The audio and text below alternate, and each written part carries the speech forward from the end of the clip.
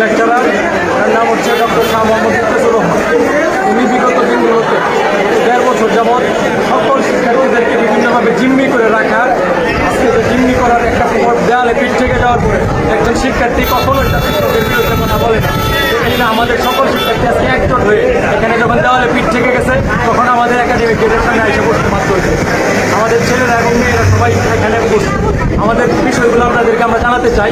সেটা হচ্ছে উনি প্রত্যেকদিন ক্লাসের মধ্যে 3 থেকে 4 ঘন্টা সময় অতিবাহিত করেন, কিন্তু উনি কখনোই ক্লাসের মধ্যে 10 থেকে 15 মিনিটের বিষয় একাডেমিক বিষয়গুলোতে উনি কখনোই আলোকপাত করেন নাই। উনি প্রতিনিয়তই যে একাডেমিক বিষয়গুলোতে কথা বলেন, একই বিষয় নিয়ে উনি প্রত্যেক দিনই কথা বলেন। উনি আমাদের জানা মতে, আমাদের ধারণা অনুযায়ী উনি হাতে গোনা 4-5টা টপিক ব্যতীত আমাদের আইএসটির ডাক্তারি যে মেডিকেল সেক্টরের বইগুলা, এই বইগুলো সম্পর্কে ওনার আইডিয়া নাই। কারণ উনি সারাদিন আমাদের আইএসটির হোস্টেলের মিল পরিচালনা, মিলের আলু পেঁয়াজের খবর নিতে ব্যস্ত। তিনি কখনোই স্টাডি করে আইসা আমাদেরকে এখানে পড়াশোনা করান না।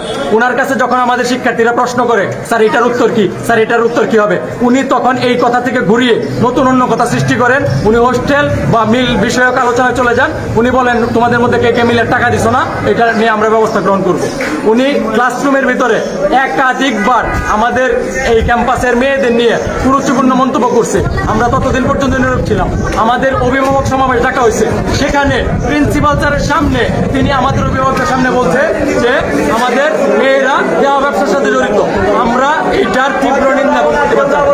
আমাদের গার্লস হোস্টেলগুলোতে উনি প্রতিনিয়ত মিটিং করে ছাত্রীদেরকে এই বিষয়ে বিভিন্নভাবে হুমকি দেন।